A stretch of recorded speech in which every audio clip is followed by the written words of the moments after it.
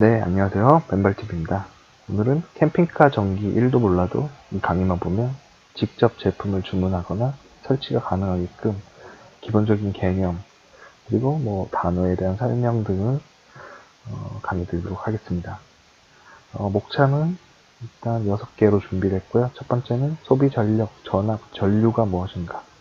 두 번째는 배터리 용량을 계산하는 방법, 그리고 어떤 전자제품별 소비 전력, 그 다음 캠핑카 배터리 설명, 결국 납사구와 인산철 배터리의 차이점이 되겠죠. 네 번째는 캠핑카의 충전 방식이 총 3가지가 있는데요. 주행 충전, 태양광, 그 다음에 한전 충전의 특징 및 주의점. 5번째, 인버터란 무엇인가. 6번째, 인산철 배터리의 특징. 밸런스 충전이란 뭔가. BMS란 무엇인가. 이퀄라이저의 기능은 무엇인가.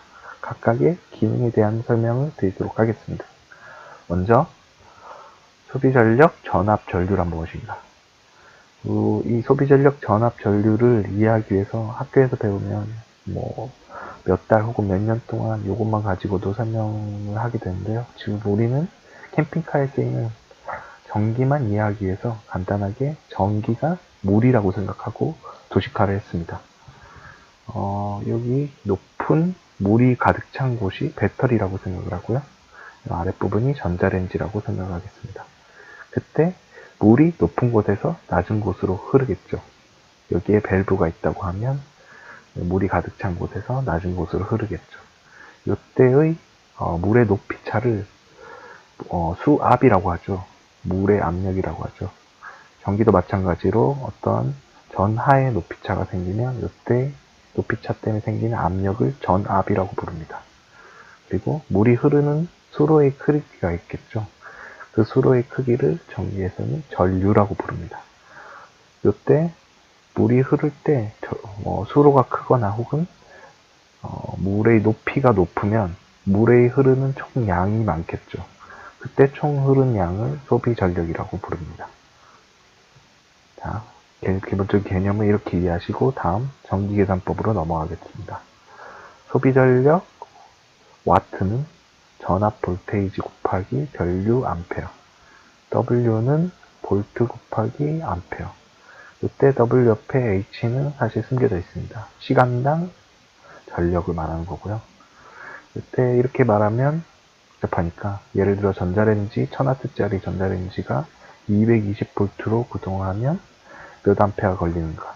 1000W를 220으로 나누면 5A 걸립니다. 이렇게 보시면 별로 전류가 안 흐르니까 전기를 안 먹네 라고 생각할 수 있죠. 그래서 이렇게 볼테이지가 높으면 유리한 겁니다. 예를 들어 220V가 아니라 12V로 전자레인지를 돌렸다고 생각하시면 1000을 12로 나누면 83A가 걸리죠. 자, 여기 예를 들어 보도록 하겠습니다. 우리가 사용하는 배터리에서 인버터로 변화를 시켜서 인버터에서 전자레인지를 사용하겠습니다. 이때 인버터 배터리에서 인버터까지 가는 전압은 12V입니다. 왜냐하면 배터리가 12V로 우리 캠핑카에는 세팅이 되어 있기 때문이죠. 이때 인버터를 거쳐서 전자레인지로 가는 전압은 220V입니다. 만약 전자레인지가 1000W라고 생각하시면 여기는 5A 걸리겠죠. 여기는 83A 걸리겠죠. 그렇기 때문에 우리가 전자레인지를 돌리기 위해서 83A짜리 배터리를 사용해야 되는데 추후 설명드리겠지만 이 배터리의 효율 문제도 있기 때문에 납산 같은 경우에는 2배 이상을 사용해 줘야 되기 때문에 전자레인지를 돌리기 위해서는 200A가 필요합니다. 이따 이 부분은 세 번째 장에서 설명드리도록 하겠습니다. 이때 83A 걸리니까 이거는 추가로 이쪽 부분의 전선을 매우 두껍게 해줘야겠죠. 전류가 많이 걸리기 때문에 아까 개념을 설명할 때 전류는 수로라고 생각하면 된다고 했죠. 이렇게 많은 전류가 걸리는데 이렇게 선이 얇으면은 여기서 불이 나겠죠. 이런 개념들을 이해하셔야지 직접 설치가 가능합니다. 자, 일반적 가전제품의 소비 전력을 높은 순으로 나열해 봤습니다. 가장 전기를 많이 먹는 인덕션이 2000W. 두 번째, 전자레인지 히터 커피포트 드라이기가 1200W. 요 저스트한 값은 아니고요. 이 값들은 일반적인 값들입니다. 어떤 업체나 모델별로 상이할 수 있으니 참고 차원에서 생각하시면 됩니다. 그리고 TV 냉장고는 100W. 그리고 여기 기입된 숫자들은 초기 구동했을 때 부하 가장 많이 걸렸을 때 기준으로 생각하시면 되고요. 냉장고 같은 경우에도 초기에 차갑게 하다가 어느 정도 차가워지면 낮은 전력을 소모하면서 세츄레이션 되게 됩니다. 밥솥이나 선풍기는 50W. 그 다음에 무시동 히터, 우리가 사용하는 무시동 히터는 초기에 한 20W 사용되다가 쭉 떨어져서 7W, 8W 정도로 사용됩니다. 휴대폰 충전은 5W. 이때 소모되는 전류는 아까 계산한 방법이 나눠주면 된다고 했죠. 2000은 12V로 나눠주면 160A 정도 걸립니다. 그리고 전자레인지나 히터, 커피포트 드라이기는 100A, TV 냉장고는 10A. 물론 이게 초기 피크 값이니까 조금 더 떨어질 수 있겠죠. 밥솥이나 선풍기는 5A, 무시동 히터 2A, 휴대폰 충전 0.5A. 자, 그 옆칸에다가 우리가 하루 동안 캠핑카에서 사용하는 시간을 제품별로 기입을 해봤습니다. 인덕션은 많이 사용해봤자 30분 정도 사용하겠죠. 그렇기 때문에 0.5. 그 다음에 전자레인지나 히터, 커피포트 오래 사용해봤자 5분 아닌가요? 그래서 60을 10으로 나누면 6분이니까 한 0.1로 기입을 했고, TV 냉장고는 8시간 정도 사용한다고 생각했고, 밥솥 선풍기는 한 2시간 정도만 사용한다고 생각했습니다. 무시동 히터는 밤에 사용하기 때문에 8시간. 휴대폰 충전도 밤새도록 충전해야 되기 때문에 12시간. 이 소모 전류에다가 사용 시간을 곱하면 필요 배터리 용량이 나옵니다. 160에다 0.5 곱하면 80이 나오죠. 이런 식으로 내가 사용하는 전자제품들을 쭉 목록을 리스트업 한 다음에 소모 전류를 계산하시고 사용 시간을 곱해서 여기를 쭉 더한 토탈 값이 필요 배터리 용량이 되겠습니다. 계산해 보시면 대략 한 230, 40 정도 나오는데 뒤에 뒷장에 설명하겠지만 배터리 효율이 100%가 아닙니다. 납상 같은 경우에는 50%, 인산철 같은 경우에는 한 80, 90%인데 거기에 감안해서 이런 경우에는 인산철 같은 경우에는 최소 300A, 납상 같은 경우에는 최소 500A 사용해 주시면 됩니다. 이 차이점은 뒷장에 설명드리겠습니다.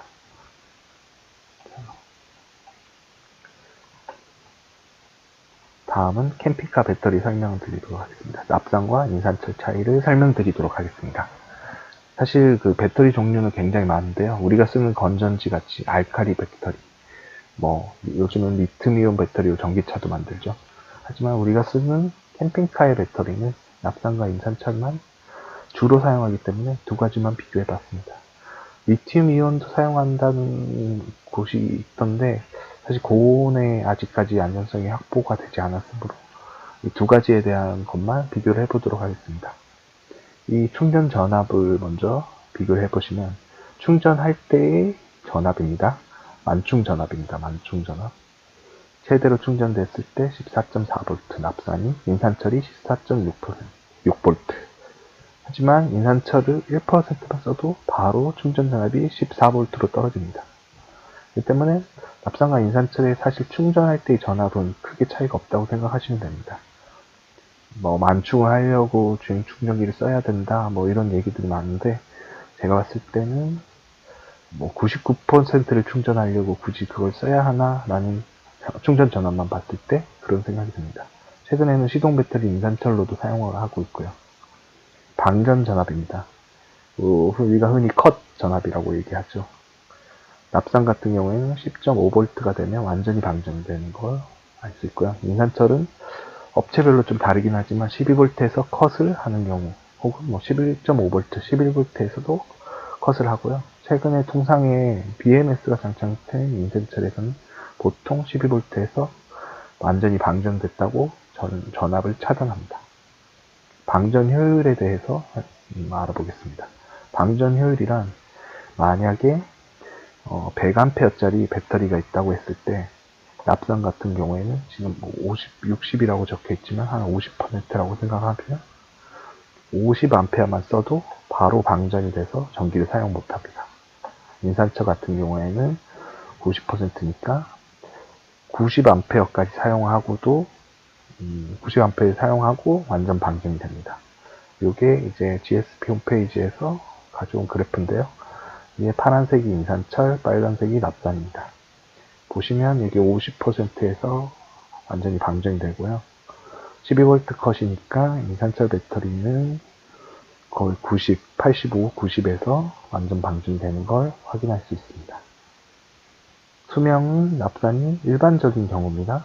뭐 어떤 업체별로 다를 수 있지만 수명 납산이 한 100회에서 200회 정도 충전했다 방전했다 왔다 갔다 하면 수명이 다하게 되고요. 인산철 같은 경우에는 최근에는 2000회에서 2500회까지 나오는 제품들도 있는데 하위 제품을 기준으로 하면 1000회. 이것만 하더라도 주 1회 캠핑을 가서 완전히 충전했다 완전히 방전한다고 가정했을 때 365로 계산해보면 20년이 사용 가능합니다. 무한수명이라고 생각해도 되겠죠. 다음 가격을 보시면 100A당 기준입니다. 이것도 마찬가지 일반적인 기준이긴 하지만 제가 인터넷으로 검색을 해보고 나온 겁니다. 납산 같은 경우에는 크게 차이가 없습니다. 국산이나 뭐 중국산이나 우리 시동 배터리가 대략 한 5만원에서 10만원 사이를 하죠. 100A당 한 10만원 정도. 인산철은 이 대륙산 기준입니다. 지금 인산철 배터리는 어차피 대부분 중국에서 넘어오는 걸로 알고 있습니다. 중국에서 넘어온 그 각형 셀을 국내에서 여러 가지 뭐 작업들을 해가지고 국산이라고 팔고 있는데요. 그때 100A당 한 50만원 정도, 200A면 100만원, 400A면 한 200만원 정도 하고 있습니다. 무게는 100A당 납산이 한 20에서 25kg, 그 다음에 인산철이 100A당 10kg 정도, 그러니까 대략 납산이 2배에서 2.5배 정도 무겁다라는 걸 알 수 있습니다. 다음은 충전 방식에 대해 설명드리겠습니다.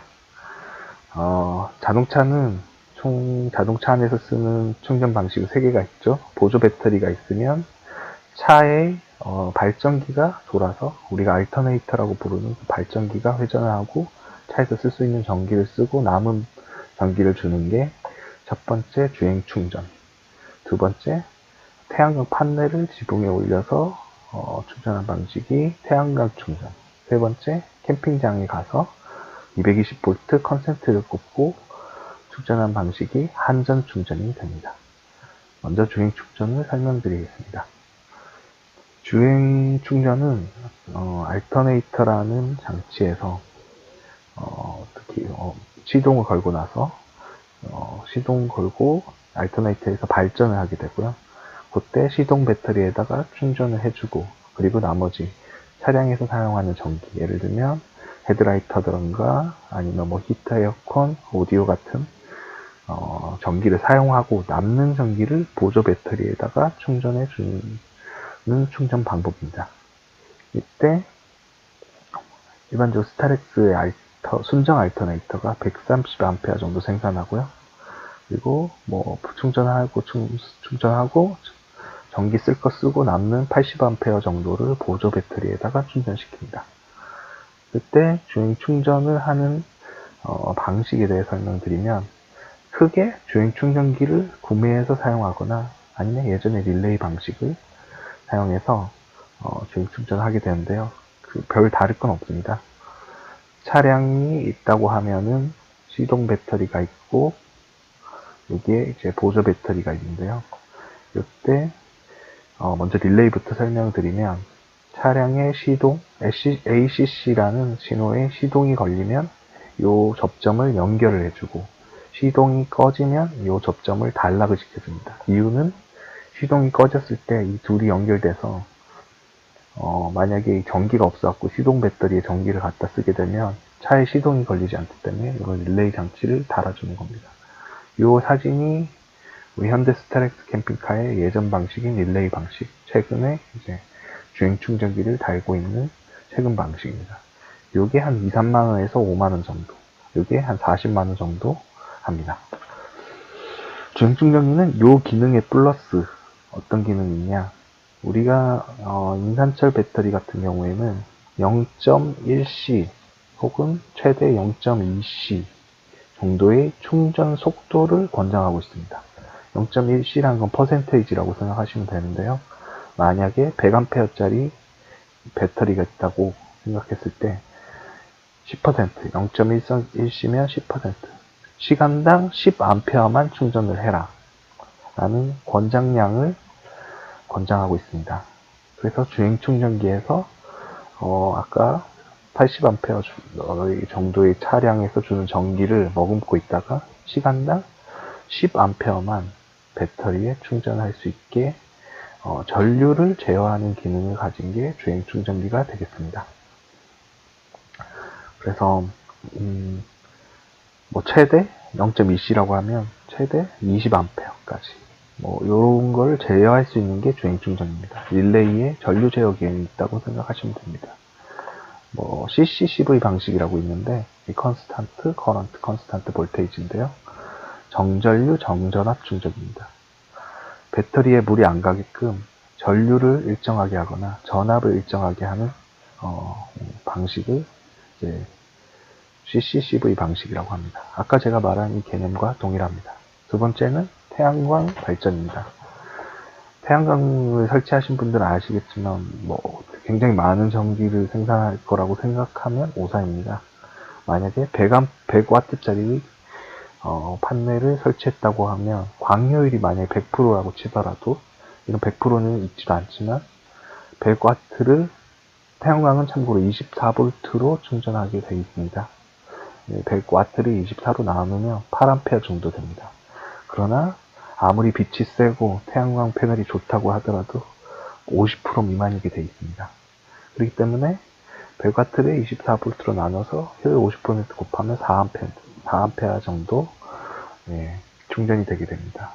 이거를 하루 종일 10시간 충전했다고 하더라도 40A겠죠. 근데 이렇게 충전이 실제로 되지도 않고 겨울이나 흐린 날은 더 떨어지겠죠. 그래서 일반적으로 방전 방지용으로 설치를 합니다. 세 번째는 한전 충전기입니다.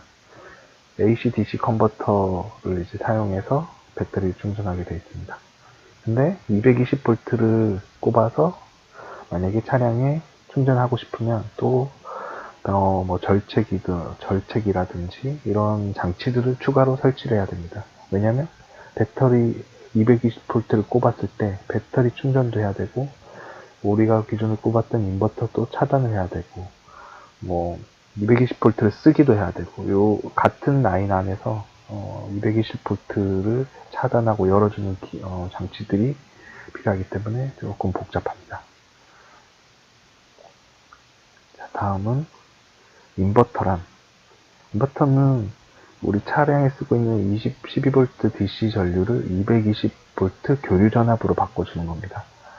DC는 우리가 아까 처음에 설명드렸듯이 전기를 물로 표현하면 바닷가의 물이 이렇게 일정한 강이 물이 흐른다고 생각하면 DC이 되고요. AC는 바다의 파도가 출렁인다고 생각하시면 되겠습니다. 이게 AC, 이게 DC입니다. 인버터는 요 12V를 220V로 전압을 높여가지고 우리가 가정용품에 사용할 수 있는, 가정에서 사용할 수 있는 제품들을 사용하게 만들어주는 장비입니다. 그때 중요한 거는 인버터의 구매를 해야 되는데, 이 구매 사이트를 보면 중국산 같은 경우에는 서지 전압이나 피크 전압을 인버터 용량으로 표시하는 경우가 많습니다. 예를 들어 OK 인버터라고 하더라도 이게 서지 전압인지 피크 전압인지 혹은 전격 전압인지 이 교류 전압을 서지 전압을 1초 사용하는 경우입니다. OK를 만약에 서지 전압이 OK라고 하면 1초 동안 5.5K 밖에 못 사용하는 거고, 전격 전압은 이거의 2분의 1, 2.5K 정도 사용할 수 있는 겁니다. 그러니까 이 전격 전압을 체크하는 게 중요합니다. 이때 이제 인버터는 순수 정연파는 우리가 가정에서 사용하는 이 사인파가 매끈한 형태의 파형을 만들어주는 장비가 순수 정연파입니다. 대략 한 순수 유사계단파의 1.5배 정도 가격을 하고 있습니다. 유사계단파는 이렇게 계단 형태의 전기를 만들어주죠. 이게 좋죠, 당연히. 근데 하지만 가격이 비싸니까 이걸 사용하는 경우도 있습니다. 이때 내가 어떤 걸 선택해야 되냐? 차에 사용하는 제품이 모터가 들어가 있으면 무조건 순수 정연파를 사용해야 됩니다. 그때 사용해 보시면은 선풍기, 드라이기, 냉장고의 컴프레셔, 에어컨 이런 장비들을 유사계단파로 사용하면 소리가 엄청 큽니다. 혹은 덜덜덜덜 거리면서 진동이 생기기도 하고요. 그리고 그러면서 제품의 성능이 안 나옵니다. 선풍기가 시원하지 않다던가 냉장고가 제대로 안 돌아간다던가 하는 문제들이 생길 수 있기 때문에 이런 제품들을 많이 사용하는 경우라면 무조건 순수 정연파를 사용해 주셔야 됩니다. 제가 찾아본 추천 제품은 제일 비싸지만 다르다 순수 정연파, MD용의 순수 정연파, 대국사의 순수 정연파, 이 가격 순으로 정리를 했고요. 가성비가 좋은 거는 이 부분이지만 어떤 안전성이나 AS 이런 것들을 다 따져보시고 구매하시길 바랍니다. 네.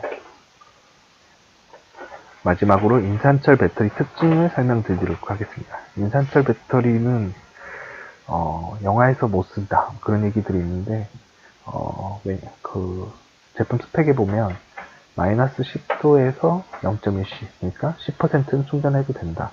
예를 들면 100A짜리 인산철 배터리가 있다고 하면은 마이너스 10도에서는 10A만 충전하면 된다.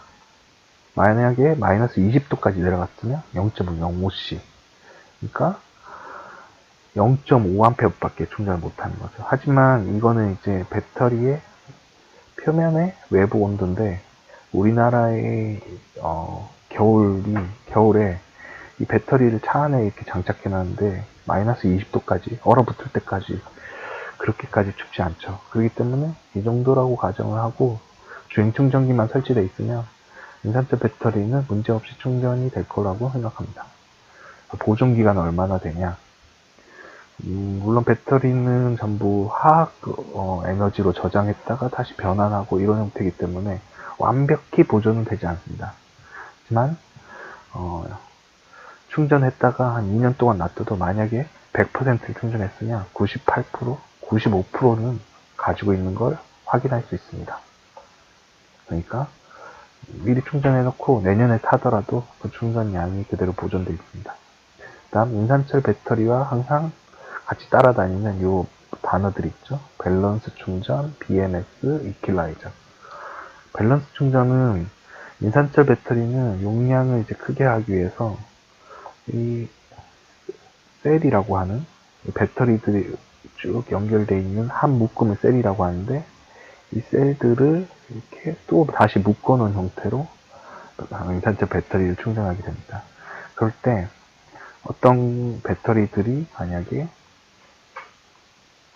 어떠한 문제로 가전류가 흘렀다던가 여러 가지 문제들로 어떤 거는 많이 충전돼 있고 어떤 거는 덜 충전돼 있으면 이게 밸런스가 틀어졌다고 합니다.